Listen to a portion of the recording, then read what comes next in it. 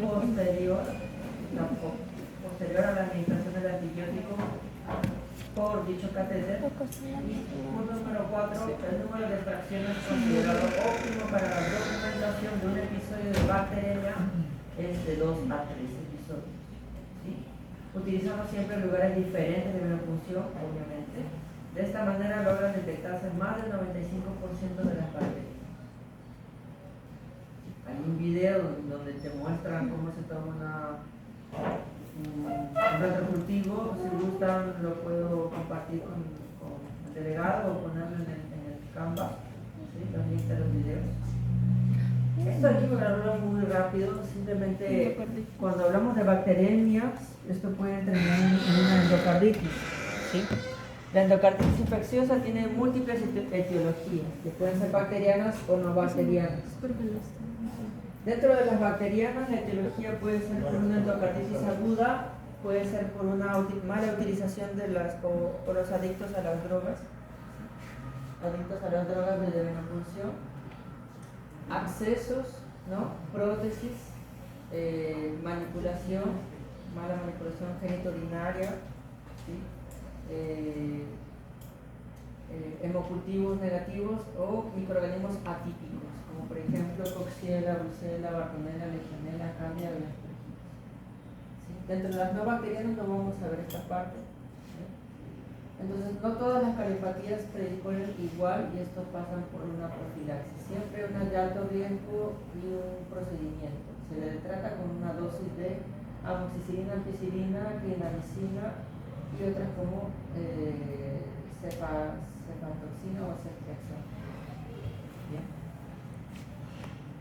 Bien, dentro de la clínica pasan por aguda, subaguda. En este caso, dentro de la aguda puede estar Staphylococcus aureus, dentro de la aguda puede estar Streptococcus viridis. Tenemos fiebre, soplo, fenómenos embólicos, bloqueo, pericarditis, entre otros. Para hacer el diagnóstico tiene que ser obviamente tomado en cuenta la clínica. Tenemos que tomar hemocultivo en la clase del día de hoy. ¿Bien? Y en los hemocultivos se toma un poco de sangre para las pruebas dicen, ¿no? En serología pueden ser anticuerpos para detectar hongos, entre otros microorganismos intracelulares, y una PCR. En este caso no hablamos de la proteína C reactiva, hablamos de la metodología. Entonces, si esto sale negativo, se busca también anticuerpos antinucleares, antifosfolipídicos, si es que hay fenómenos autoinmunitarios. ¿Por qué? Bueno, puede aparecer por la presencia de protozoos y daño tejido. Se hacen diagnóstico por imágenes, no voy a entrar en ese aspecto, no me compete. Y se ven diversos criterios, que son los criterios de Duke o Duke. Los criterios son mayores y menores, en los cuales combinan los resultados microbiológicos y inmunológicos con los de sintomatología. Esto se puede ver aquí. Los criterios mayores son hemocultivos positivos, evidencia de compromiso endocárdico y presencia o hallazgos múltiples del ecocardiograma. Y los criterios menores son factores predisponentes, drogas intravenosas, fenómenos vasculares, entre otros, para hacer un diagnóstico de neurología. Dentro de su tratamiento, dependiendo si son estreptos, si son estafilococos o si son me trabé como el fútbol o si son enterococos. Y tenemos un grupo específico de microorganismos que tienen un nombre, es como la pandilla. ¿Ustedes qué pandillas son? Las pandillas del 4F, ¿no? Sí, 4F. F2. ¿No? Tenemos al HASEC. ¿Sí? Las HASEC son diversos tipos de microorganismos que tienen relaciones con endocarditis infecciosa, no de este grupo. Tenemos a Brucella, a Bartonella y otros microorganismos como Mycoplasma, entre otros. Entonces, una endocarditis puede venir de diferentes formas, puede ser incluso por una infección gastrointestinal que salió de esa afectación y agarró circulación. Puede venir una prótesis dental, una cirugía dental mal hecha, etcétera, etcétera.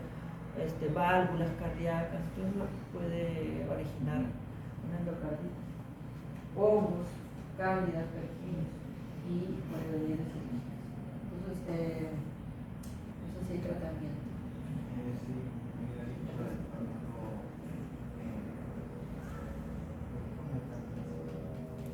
En el caso de estafilococos, cuando hay una válvula nativa o una válvula prótesis, los tratamientos son parecidos. Fluoxacilina, rifampicina, gentamicina, entre otros. Eso lo ven luego, pero es importante que reciban su tratamiento. Por eso, y con eso nosotros podemos ver mucho mejor que tenemos que saber qué bacteria es, porque están viendo los tratamientos que son distintos, ¿sí o no? Y si son resistentes también, ¿sí o no? Ahora sí podemos entender con mucha mayor claridad que saber qué bacteria es y qué tratamiento recibe. Entonces, para el estudio, ¿llegas a tomar? Sí. Ya. Entonces, para el estudio del líquido cefalorraquídeo, nosotros necesitamos saber los valores normales en un líquido cefalorraquídeo para poder saber los anormales. ¿Bien? Ejemplo, para VIH, ¿cuáles son los valores normales de linfocitos TCD4? ¿Cuántas células por mililitro debe tener una persona normal como tú, como yo? No normal, mejor dicho, digamos, que no esté infectada con el virus de VIH o que no tenga la estadiosina. ¿No? ¿Cuántas células? Vamos buscando, vamos sumergiéndonos en nuestra carrera. ¿El CD4?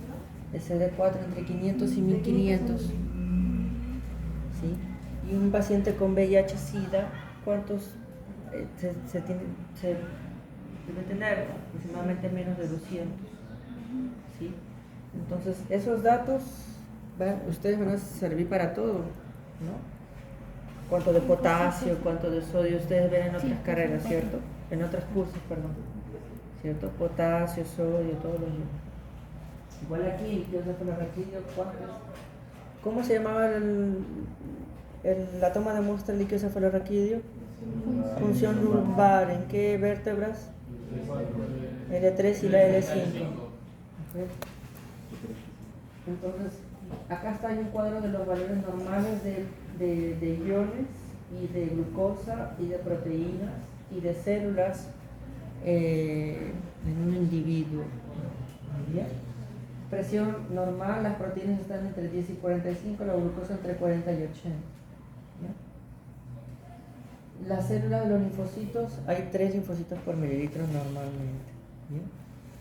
Entonces, las causas frecuentes de infección en el sistema nervioso central podemos encontrar en los recién nacidos estreptococos, escherichia, Klebsiella. Y las especiales en los estafilococos, estreptococos, ¿no? Entonces, como les había dicho, algo importante aquí es que el cambio de coloración sí te da información, pero ¿qué pasa si no cambia de color? Eso no descarta una infección viral. Por ejemplo, está clarito. Esto te puedo poner un caso clínico en el cual el tubo de líquido cefalorraquídeo está claro y te puedo decir que sea un virus X. Voy a buscarme en el libro qué tipo de enfermedades puedo diagnosticar líquido cefalorraquídeo. Te puedo poner ahí los casos, un poquito así, la sensibilidad cambia y tú me puedes decir viral, profesor. Viral, muy difícil. Entonces puede ser por sangre, en el caso de que haya algunos eritrocitos cuando se centrifugue el líquido cefalorraquídeo, se puede orientar a un diagnóstico de encefalitis herpética, por ejemplo. No es normal encontrar pequeños coágulos en pequeños eritrocitos. Y si tú lo juntas con la clínica, quiere decir que mareos, convulsiones, ¿sí? Eso acompaña al diagnóstico. ¿Qué tratamiento se le puede dar?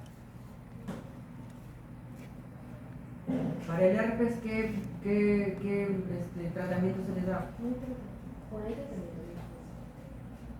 No hay cura, pero ¿cuál es el tratamiento? Un paciente con herpes. Hay una cremita. Hay una cremita, sí, por eso te digo, por eso te pregunto porque sí lo puedes saber. Como el TikTok, advíncula. ¿El herpes localizado o el herpes? Herpes en general, dime cualquier.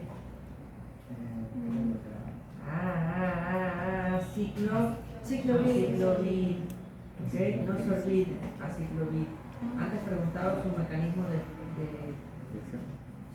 de acción de la ciclovir. Hay más que queda potable.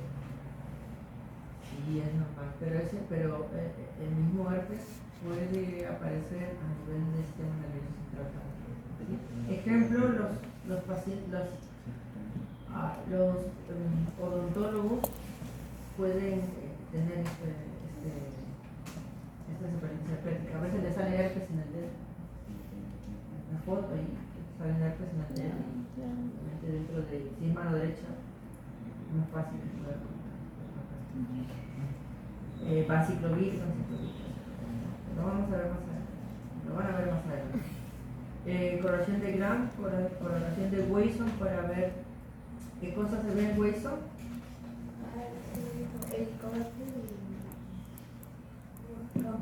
Campylobacter, sobre todo, la tinción de Wasson es como una tinción reversa a la tinción de Gram. ¿Sí? Naranja de acridina, tinta china y 100 es para. Entonces, esas tinciones en el líquido cefalorraquídeo se pueden hacer directas, pero ¿cuál sería lo mejor? Porque estás viendo qué cosa, células, ¿cierto? Entonces, si vas a ver células, ¿qué puedes hacer de esa muestra? No, el líquido, la toma del tubo. ¿Qué le puedes hacer para que puedas juntar todas las células dentro de esa muestra? ¿Ah?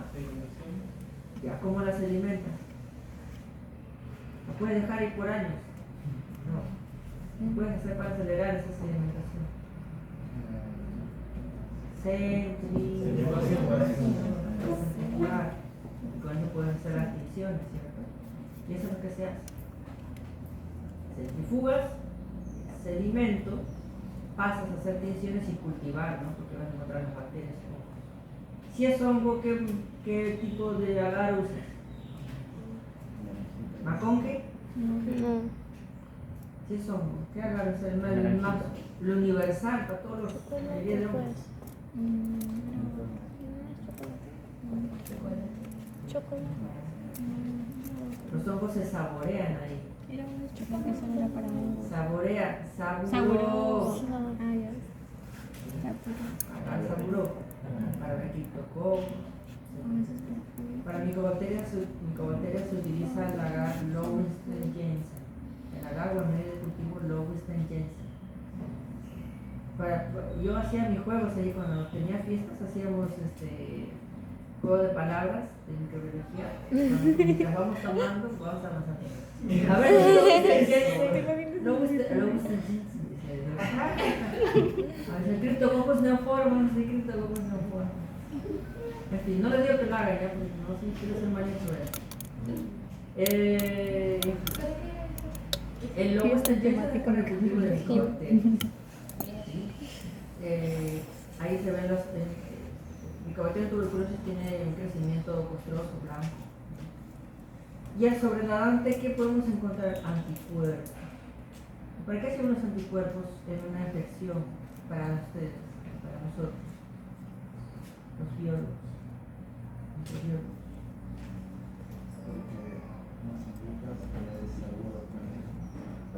¿Cómo se dice si es agudo o crónico? ¿Midiendo a qué cosa?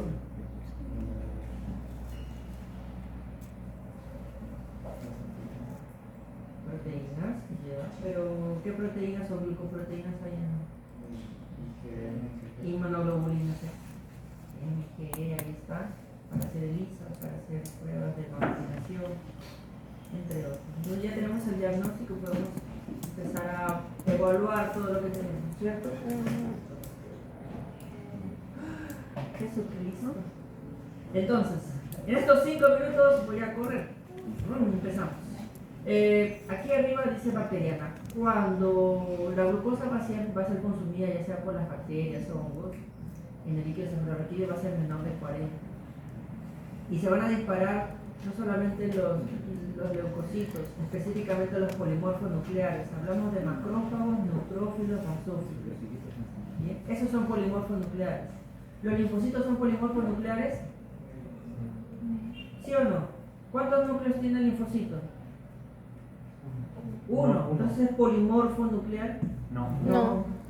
Entonces es importante tomar en cuenta que los leucocitos, dentro de ellos, sobre todo los polímeros nucleares, se disparan de infección bacteriana. Los virus se van a disparar con usar glucosa, no está normal, no pasa nada. ¿Ves? Los leucocitos sí, van a estar menos de 500, en algunos casos caen los leucocitos. Y en el líquido pleural se hace una toracocentesis, como lo habíamos dicho hace minutos. Y este líquido pleural tiene que fluir, es un líquido que se encarga de fluir, hacer los flujos normales, pero cuando hay infección puede haber un efisema, puede haber un estancamiento de ese líquido y es ahí donde se colocan las bacterias. Por eso es que se hace una punción. ¿Bien? Y con esa punción se puede hacer una gram, ¿sí? Un gram. No tiene color, es una punción pleural. Antes de hacer eso tienes que descartar algún daño cardíaco, una insuficiencia cardíaca a través de una placa, porque puede confundirse. Después que haces ese descarte, ves exudado o transudado. El exudado y transudado conviene con el extravasamiento ya sea de líquidos o de proteínas. Y dentro de las proteínas que vamos a tener, proteínas del suero o proteínas del pleural del suero en relación a la lactato deshidrogenasa. Entonces, si es más proteínas, obviamente va a ser las proteínas que van a salir del vaso hacia el tejido y eso es lo que vas a tomar de muestra. Entonces el exudado se va a hacer, van a ver más de 0.5 la relación entre proteínas pleurales y las proteínas del suero, que es inverso al transudado donde sale líquido, se concentra más en circulación. ¿Sí? Entonces, eso tiene que ver muchos conceptos como han visto la presión arterial, la presión oncótica, es la presión de proteínas que tiene relación entre el tejido y el vaso sanguíneo. Entonces por eso dice presión oncótica. Con eso puedes saber qué es exudado y transudado. Si quieres entender mucho más a detalle puedes repasarlo y si no me mandas una pregunta por el chat. Entonces tenemos transudado y exudado y eso es importante para orientar qué tipo de afectaciones puedes encontrar. Insuficiencia cardíaca más que nada en transudado e infecciones en un exudado, obviamente, porque iban a ser proteínas que vas a encontrar. Entonces para el líquido pleural tenemos aspectos macroscópicos, albúmina, lactato deshidrogenasa, glucosa, pH. La distinción Gram, citología, entre otras cosas. Se toma líquido sinovial de manera de la misma manera, ¿no? Se toma una artrocentesis, se llama, ¿sí? Para ver si es un líquido estéril, hay bacterias o no. Puede haber pus, puede ser amarillo, puede ser turbio, pueden haber bacterias. ¿No? Pus es presencia de leucocitos, ¿cierto? Puede ser séptico, hemorrágico o inflamatorio. Ya, continuamos. Entonces, tenemos infeccioso e inflamatorio. Entonces, la celularidad va a aumentar, entre otras cosas. Es normal que sea en el líquido peritoneal, ¿no? Se hace una paracentesis, es el nombre de un toma de muestra para líquido peritoneal. Puedes encontrar alta cantidad de triglicéridos, eso sí no es tan normal porque es bien claro o un poquito amarillento, ¿sí? Una muestra normal, pero si es verdoso, si es lechoso, ya no puede ser una infección o alguna otra afectación. Los leucocitos estaban menos de 300 por mililitro, entre otros datos más. Entonces debes de medir la albúmina, la concentración de albúmina o de este gradiente, ¿no? En estos casos, para terminar, ya lo mencioné, es un factor de riesgo relacionado con la bacteriemia, excepto, ¿cuál no es? ¿Cuál no es? La hipertensión. Número 2. ¿Cuál no es cierto? ¿Cuál es falso? La C, bien. Y la última, ¿cuál no es cierto tampoco? ¿Cuál es falso?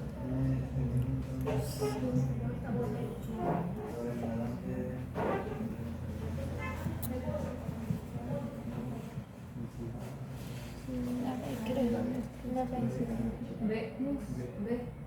B. D, B. B. La A, vamos a ver, la A. ¿Sedimentos obtiene la muestra para el estudio de Gram? Sí. Sí. ¿El sobrenadante se obtiene la muestra para el estudio serológico? Sí, también. ¿El sobrenadante se obtiene la muestra para el estudio de cultivo? ¿El sobrenadante? ¿Vas a cultivar bacterias en sobrenadante? Entonces, C. la C. Último. Usted plantea un diagnóstico de meningitis, probablemente neumocócica, y se realiza una punción lumbar. Si se hace punción lumbar, ¿qué muestra vas a tener? Líquido cefalorraquídeo, ¿cierto? Meningitis, ¿qué hablamos? ¿De bacteria, hongo o virus? Neumocócica, ya, pues, bacteria. Si es bacteria, ya vamos sospechando. Si en una infección bacteriana líquido cefalorraquídeo, ¿qué aumenta? Hablamos de en ese cuadrito naranja. Es la D. Linfocitos, es la D. Polimorfos nucleares, neutrófilos, ¿qué son? ¿Qué se disparan? Los polimorfos. En esas claves, ¿cuál es el polimorfo nuclear? Ah, ya pues. Ahora sería para ver, corrobora nada más. ¿Proteínas elevadas? Sí. Sí. ¿Glucosa se acabó, se cayó? Sí. Es disminuida. Entonces, ¿cuál es? Pregunta del parcial del otro año todavía. Pero se puede repetir. Ah, bueno, si repites tú sí lo ves. Mentira, broma. Entonces estas son otras preguntas que simplemente pueden hacerse ustedes, ¿no? En embarazadas, etcétera. Y el agua está en su agua. Gracias.